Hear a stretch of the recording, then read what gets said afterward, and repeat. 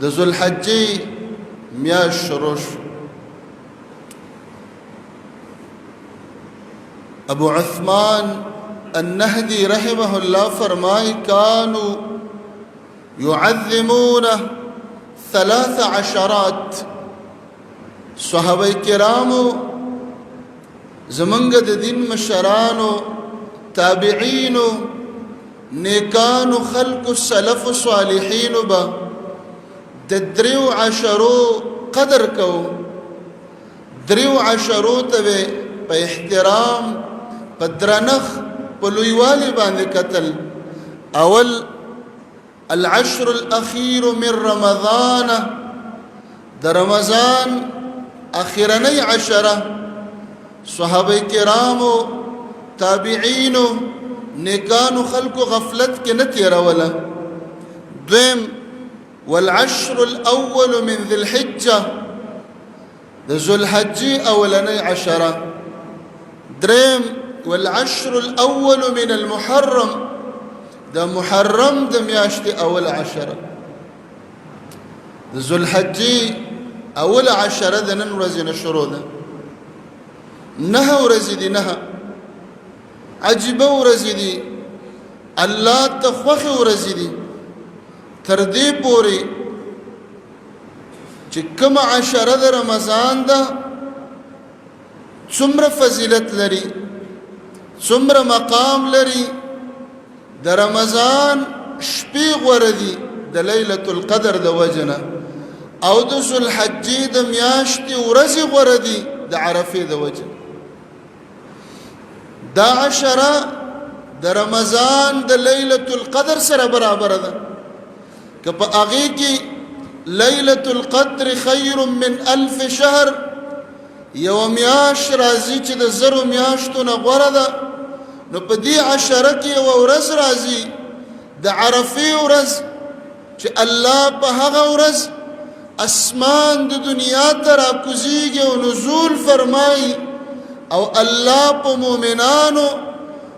مؤمنانو بندگانو حجیانو عبادت کوونکو باندې الله په ملائکو باندې فخر کوي چې زما بندگان عبادت کوي لګیا دي. دا داسې قیمتي عشره ده.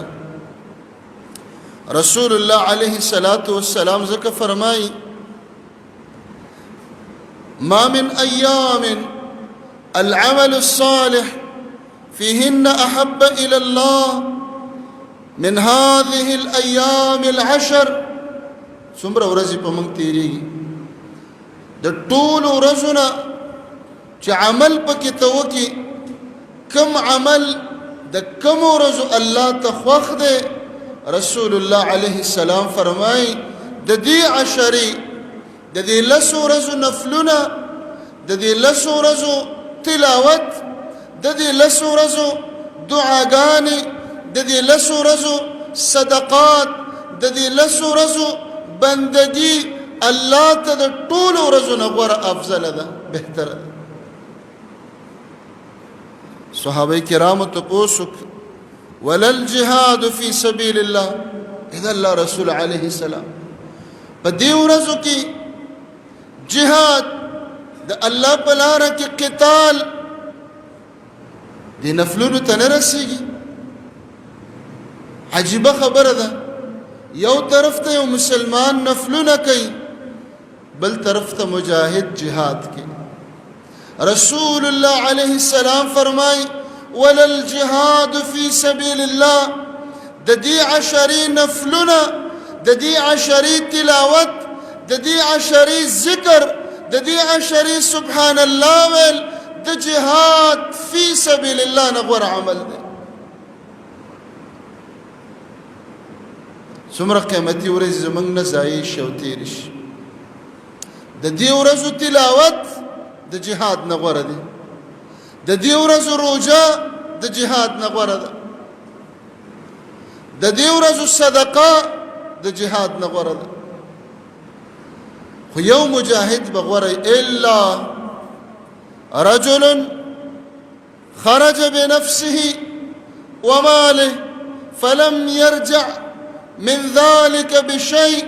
یو مجاهد به غوره کم مجاهد چې په دې ورځو کې جهاد ته لاړ خو شرط څه دی خرج بنفسه په خپله لاړه وماله روپۍ خپلې دي اسلحه د خپلو روپو ده بل چا نه ده ورکړې د چندې نه ده پیزار او بوټان د خپلو روپو دي ګولۍ او مرمۍ د خپلو روپو دي جهاد یې وکړه لسو ورځو کې شهید شه واپس کور ته رانغی دقه مجاهد غوره دی د دې ورځو شهید صرف غوره دی باقي د دې ورځو د مجاهد نه د عام مسلمان نفلونه غوره شو ولې الله رب العالمین هر چاته یو موقع ورکړي د مجاهد ټول عمر مقام اوچت دی هر ورځ مقام اوچت د مجاهد درجه اوچته ده الله مؤمنانو ته داسې ورځې ورکړي